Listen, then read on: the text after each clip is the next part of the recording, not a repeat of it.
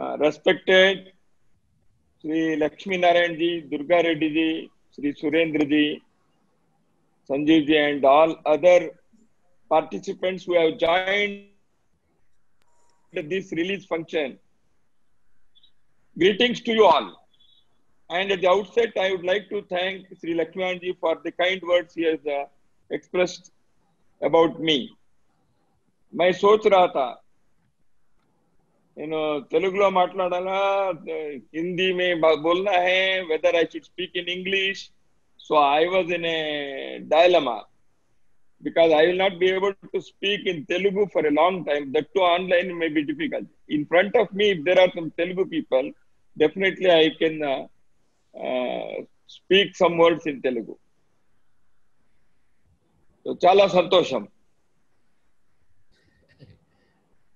Elders and friends, it is not only, I am not only happy to participate in this function today, but I deem it my honor to release this special issue of Jagriti, the most popular Telugu weekly, a special issue on Mananiya Dattopant Thengdi ji. Nearly 2 months back, I came to know that such a special issue is being prepared by our friends in Bhagyanagar on the occasion of the centenary year of this Rashtra Rishi, Manya Dattopant Thengdi ji. As you all know, his full name is Dattatreya Bapurao Thengdi. And he was popularly and affectionately known as Dattopant Thengdi ji. As it has been told, he has been a Sangha Swayam Sevak, a Pracharak for whole time, for whole life. And he founded many organizations, movements, and institutions during his lifetime. Manya Dattopant Thengdi ji was not only a person for inspiration to Swayam Sevaks only, or the activists and workers of the Bharatiya Mazdoor Sangh, which he founded, and which occupied the first position in the trade union movement of this great nation. But he was also a model for all Indians. I would like to say here that he is one of the architects of modern Bharat. आधुनिक भारत का नव निर्मापकों में माननीय ठेंगड़ी जी के नाम दर्ज हुआ है. Undoubtedly, he occupies a covetable place in the committee of great nation builders, those who have been active particularly in the post-independence Bharat. Thengdi ji participated in the freedom struggle as a high school student. And by the time he completed his life's journey, he had seen his predictions becoming true. He has seen his convictions becoming respected. He has seen that his commitment to the ideology was the commitment of millions of people. This he could see in his lifetime. It is not just a matter of coincidence or chance, but to achieve this, Manya Thengdi ji has made immense contribution, has made untold sacrifices, has put in hard work and effort, passing through miseries and pains, trials and tribulations. Manya Thengdi ji's message, his work, his life, all have become everlasting inspirations to any social worker in our country. That is why it is quite befitting for Jagriti Publication Trust to bring out a special issue on such a Rashtra Rishi, because the present generation should know about such role models. When India is now readying herself to attain newer heights, to play the role of Vishwaguru, the message and work of Sri Dattopant Thengdi ji are extremely relevant and highly inspiring. Manya Thengdi ji, as a small school boy, showed his penchant for organization. He was an organizer and a natural leader as a student in the high school. He organized young people and he called it a Vanar Sena. Though he was coming from a upper middle class family, because his father was a very successful advocate in RV of Vidarbha in Maharashtra, Thengdi ji had made friends with very poor students of the town. Those students who were staying in small huts and apartments, those who are unable to have square meal a day.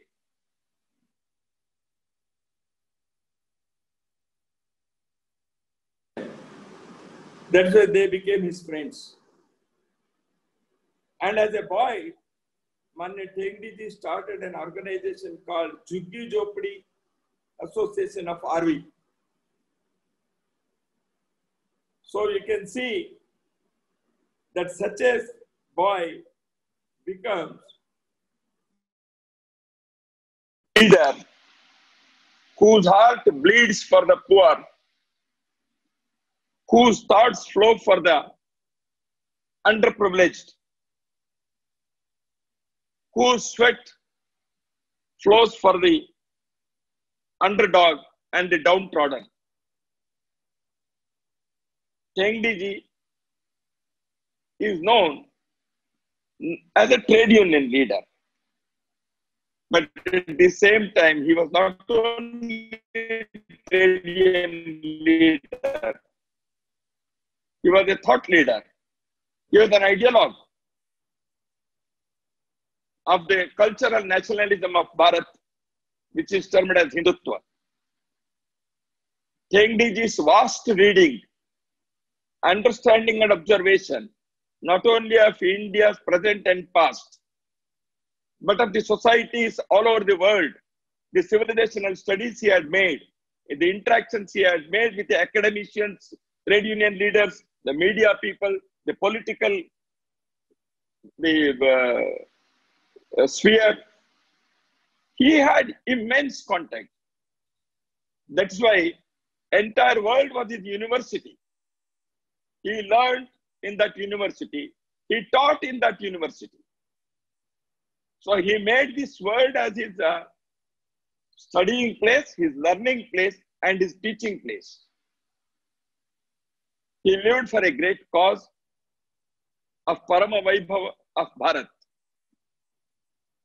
But his conscience was not limited only to the political or cultural borders of India, but it went beyond these boundaries. He embraced the entire humanity. That's why he gave a call. The communists said, "Workers of the world, unite."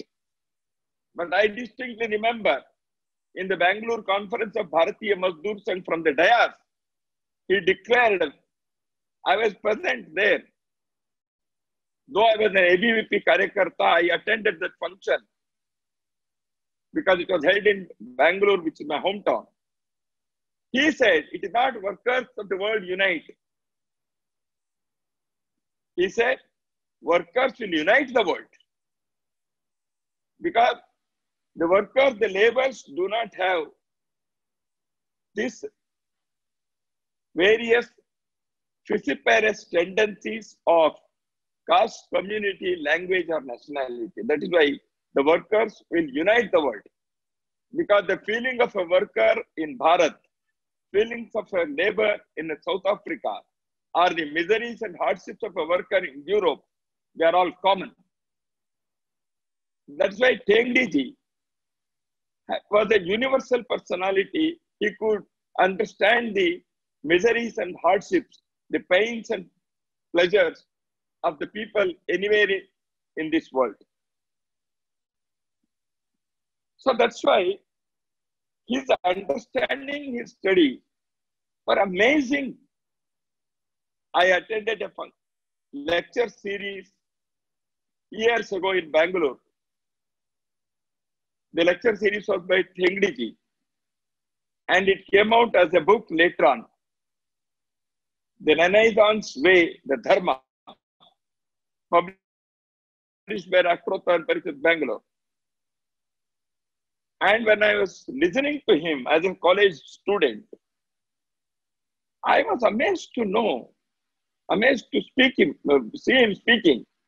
He was referring to Vedic scriptures, Upanishads, Mahabharata, Bhagavad Gita, quoting Sanskrit verses, and at the same time, in another sentence, he would quote somebody, a Western philosopher, an English dramatist or a poet. Then he would quote from scripture for continuous 4 days when his lecture was going on. I was seeing what this man is. He's an encyclopedia by himself, knowing so much and proving his point beyond any doubt with self-confidence and conviction. But at the same time, Dattoppan Tengdiji's personality was, though he was acclaimed leader of trade union, Bharatiya Mazdoor Sangh, though he was rubbing his shoulders with the elders, prominent people in the country and elsewhere in the world, though he was such a scholar,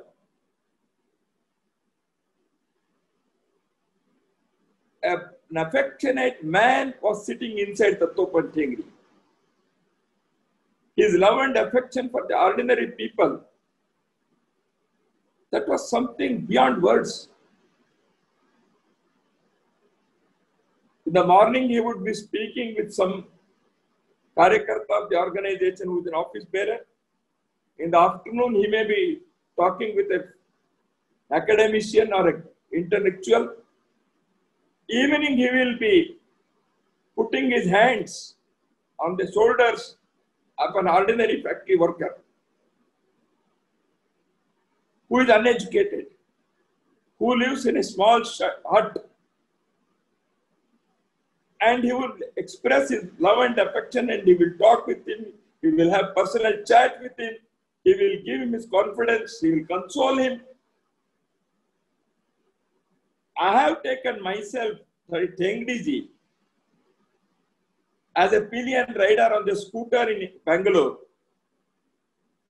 Late night at 10 o'clock, 11 o'clock, 12 o'clock in the midnight, taking him to somebody's house, having a cup of coffee. Because of the whole day he will finish his work, and evening and night he will go and meet Karyakartas. What a wonderful organizer. He knew how a worker, ordinary worker of the organization, feels and thinks and suffers. That's why he had time for the Karyakartas, the Kada. And Manya Tengdiji his contribution, as I have already said, is not only he was a trade union leader and a founder of Bharatiya Mazdoor Sangh, he is the founder of Bharatiya Kisan Sangh, he is the founder of Swadeshi Jagaran Manch. He played his role in the development of Sanskar Bharatiya Vidyarthi Parishad, because time and again the Karyakartas of these organizations were approaching Manya Tengdi ji for guidance, and Tengdi ji was available for everybody. He was available for info. He was available for participating in functions and deliver speeches. At least on 2 occasions, in 2 national conferences of Vidyarthi Parishad, Tengdi ji delivered very memorable talks at the conference. One in Bangalore conference in 1978, which is published as a small booklet as a National Renaissance, where he spoke about leadership. And he gave that famous example of Muhammad Paigambar's guidance. And he also said how the revolution is not permanent. Today's revolutionaries become tomorrow's reactionaries. That is why a permanent revolution is required. What the Marxian thought was there. He explained it and he said how it was fallacy. And in the Madras conference of ABVP, Chennai conference, he delivered the talk on the concept of development. So Tengdi ji was available for Karyakartas, for informal talk, personal talk, for guidance, and for participating in the functions. Tengdi ji was the Loka Sangharsha Samiti secretary during the emergence. He remained underground throughout the period. Police could not nab him. He was leading the movement against the emergency to establish democracy and constitutionality in our country. As Secretary of Lok Sangharsha Samiti, the role played by Manya Tengdi ji will have to be written in the annals of the movement for restoring democracy in our country. A trade union leader was accepted by all political leaders, all Sarvodaya leaders, all those people who were the participants of that great struggle. Tengdi ji was Rajya Sabha member for 2 terms.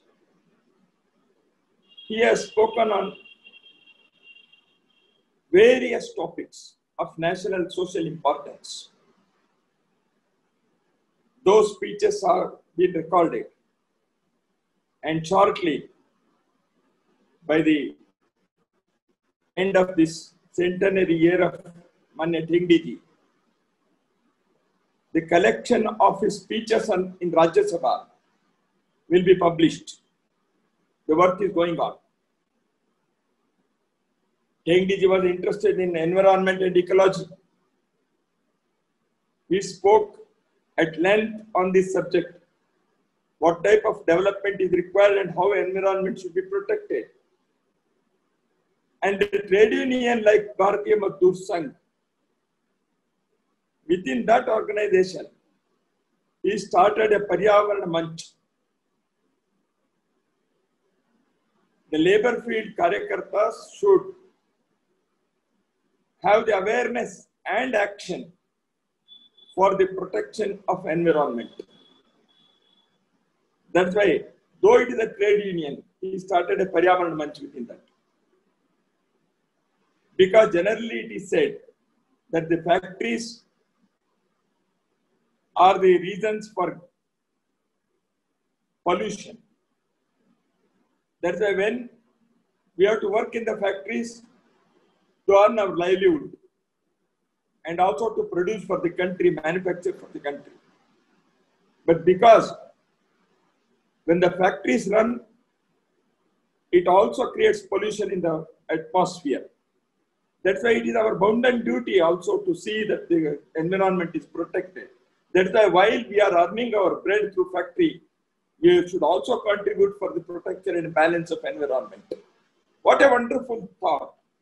How person should pay back his debt, Runa Vimochana. Because we have a Runa, we have a debt on us. And that Samaj Runa should be paid back. No trade union in the world has thought about it. It is a unique idea of Manya Thengdiji. Manya Thengdiji started Samara Sadbhavana Manch, Sarva Dharma Samadhana Manch within a trade union. Because country like Bharat, where people belonging to various sects, people belonging to various religions, people having different backgrounds, will have to work on one platform. As one nation, they have to live. As one people, they have to behave. That is why Sarva Dharma Samadhana Manch, Sarva Pantha Samadhana Manch, he founded. Manya Thengdiji also worked for intellectual pursuance of nationalist ideas. That's why in Prajna Pravaha, he was one of the founders. Not only he extensively spoke, but he also wrote. He also inspired people, youngsters and the elders as well, within the Sangha Parivar circle and outside, to pursue nationalist ideology in the intellectual sphere of our national life. And in the initial days of Prajna Pravaha, Manya Thengdiji laid the foundation for a clear thought about the nationalist ideas, how it should be articulated in the intellectual sphere. For that, as I already told, he took examples from various parts of the world. And during that course, one of the great ideas that he gave for the thought process of our country, that is modernization without westernization. Every country, every people, every society will have to become modern. No society, no people can remain always orthodoxical or archaic. No people can remain attached only to old ideas. Every generation will come with newer and newer ideas and thoughts. That the society becomes modern. A nation has to become modern. But modernization doesn't mean westernization. What Europe or America thinks that only the modern thought is fallacious, is a wrong understanding. That's why Manya Thengdiji very clearly he declared a modernization without westernization. But it was not a shallow slogan. He explained it. He explained it in a wonderful manner, more convincing manner. That's why modernization, nobody is opposed to it. Need not be. But it need not be Eurocentric. It need not be westernization.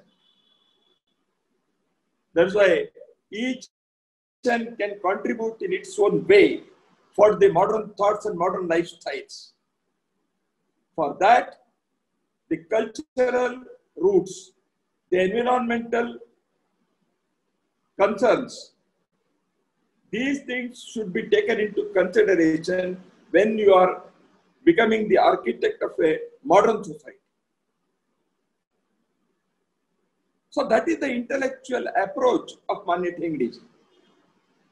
Manya Thengdiji was a great organizer.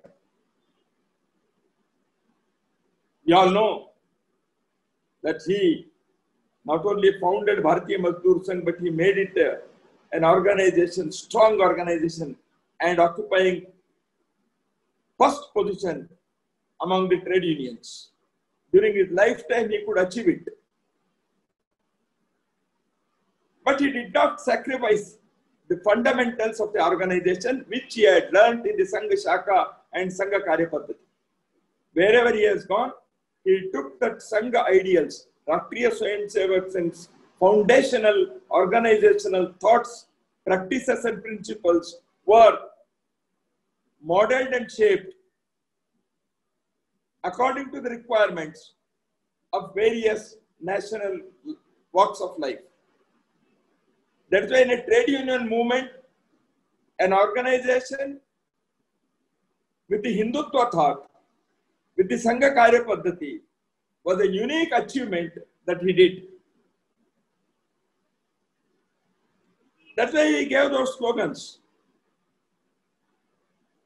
Rashtra Hit, Udyog Hit, Karmik Hit. So we can't compromise with the nation's interest. We cannot shirk the responsibility of the interests of the labor, but at the same time, we will have to bear in mind the interests of the industry as well. So how to balance it? So this unique samanvaya, which is essential of Hindutva thought, samanvaya at all levels, pantha samanvaya, hita samanvaya, all these things are necessary. That's why he found a way how labor can be participants in the management. That's why he said the laborization of the industry, industrializing the nation, which Vishwesvaraya also had said, industrialize or perish. So industrializing the nation is required for the country's welfare and prosperity. But the industry should not be owned by only people who are putting the money into that. Those who are investing in that. The labor invests his labor. Worker invests his hard work.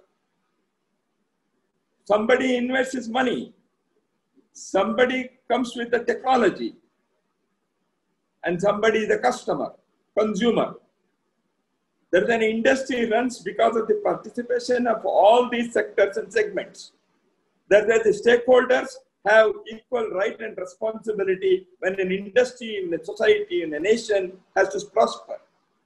That's why laborize the industry was the slogan and the thought given by Thengdiji.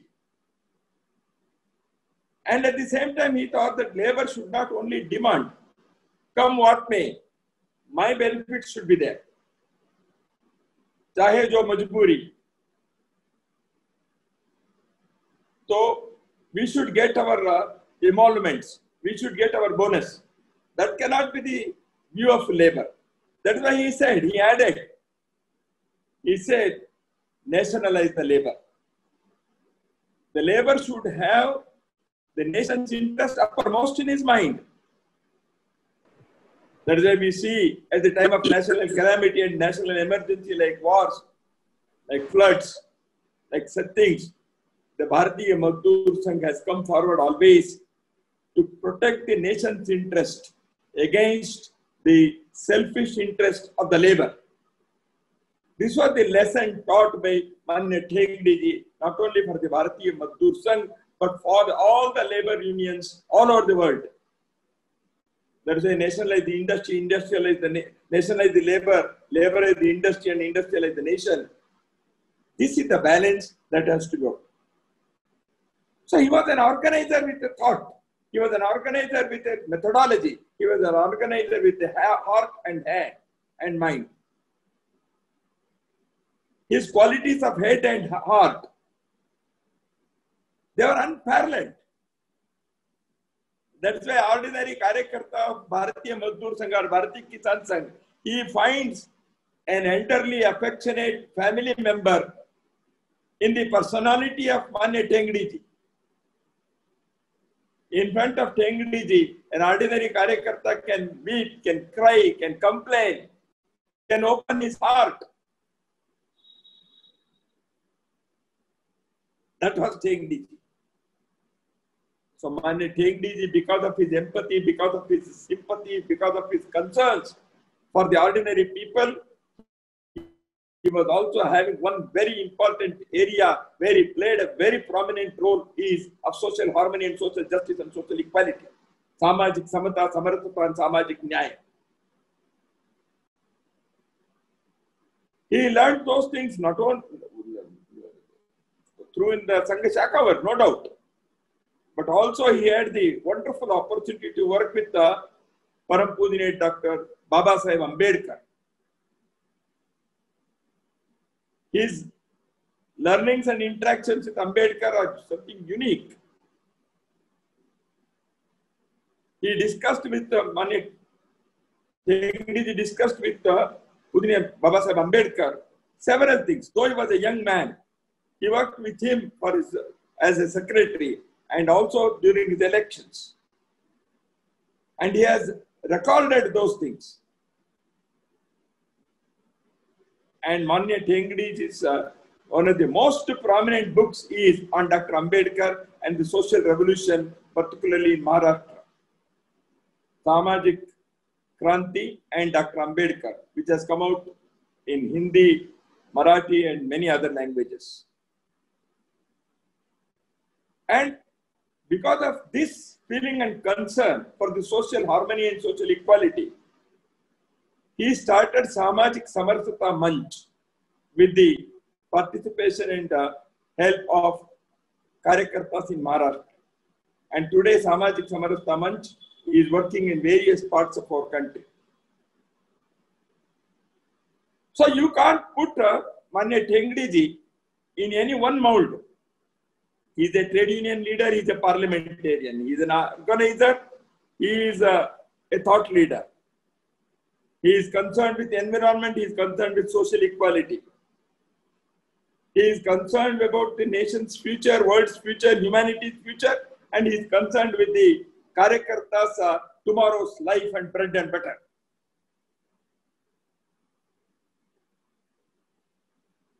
That's why Manya Tengdi ji,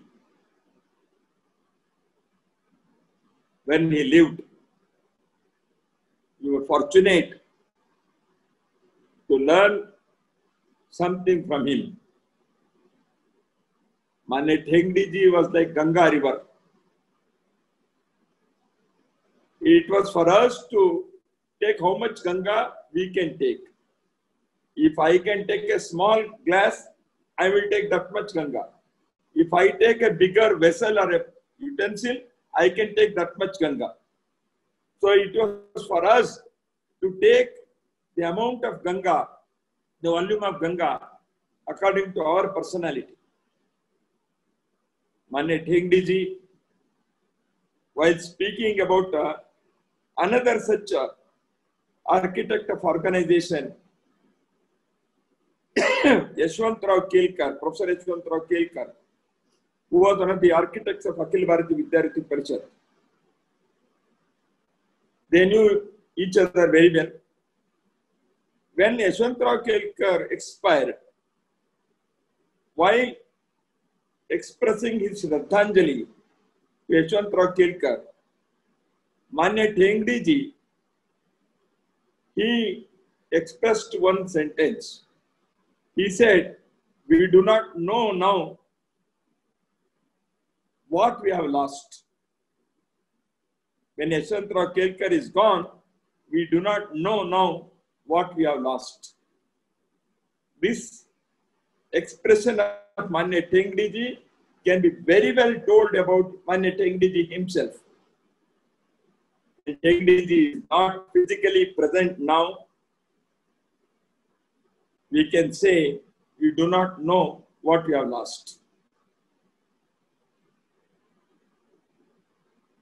पूजनीय मोहन राव भागवत जी, राष्ट्रीय स्वयंसेवक संघ सरसंघ चालक, expressed one thing about Tengdi ji. He said there will be three types of great men. Some great men are so superhumans, they have attained such heights. That's why they do not come into the contact of ordinary people, and ordinary people cannot see them. Because they have attained such heights, because they are superior beings, such great people. The second category of great people, as Mohan Rao Bhagavat ji told, is such great people whom you can't go near them, because you feel that I cannot become such a personality because he is so great. So because of that, there will be a fear, bhaya and bhakti will be there. So such great people we only worship and keep away. But there is a third category of great personalities. And that third category is, you never come to know how they were great, how much they were great. They live like ordinary beings. They become friends of ordinary people also. Their life is so simple and so ordinary. You never come to know that you are talking, you are interacting, you are living with such a great personality. And Manya Tengdi ji belongs to this third category of great personality, but you do not know how great he was. Friends, on this occasion of centenary year of Manya Tengdi ji, it is quite befitting to remember him, read his ideas and the thoughts. Remember what he told and what he wrote during his lifetime, so that we can tread our path with illumined ideas, with rededicated resolve. And Tengdi ji had warned the Karyakartas not to have an organization of status-loving leaders and comfort-loving cadres. So when Tengdi ji is not physically present now, we should remember his warnings also. Status-loving leadership and comfort-loving cadre will never be able to make an organization great or everlasting. Tengdi ji also had warned that if somebody attains greatness, when you reach the top, you are alone. But your loneliness should not affect others, because you don't get friends. Tengdi ji also had predicted the collapse of communism decades earlier. Tengdi ji had given the thought of third way, because only the capitalist or communist ways are not the only ways of life, of political ideology or economic thought or development model. That's why a third way, which is the essentially Bharatiya way, which is the Hindutva way, which will become the universal way, because this is not within the boundaries of Bharat, but the Hindu way, the Hindutva thought, as has been spoken by Maharishi Aurobindo, Swami Vivekananda, and many others. This third way will have to be articulated for today's timings, will have to be defined for the present generation. For that, hard work, rigor, dedication, conviction and confidence are required. Manya Tengdi ji's memory will provide us these qualities in abundance. That is what I feel, I hope. On this occasion of releasing of the Jagriti special issue, I once again bow before the memory of Manya Tengdi ji, express my homage and tribute to his illuminating and inspiring memory.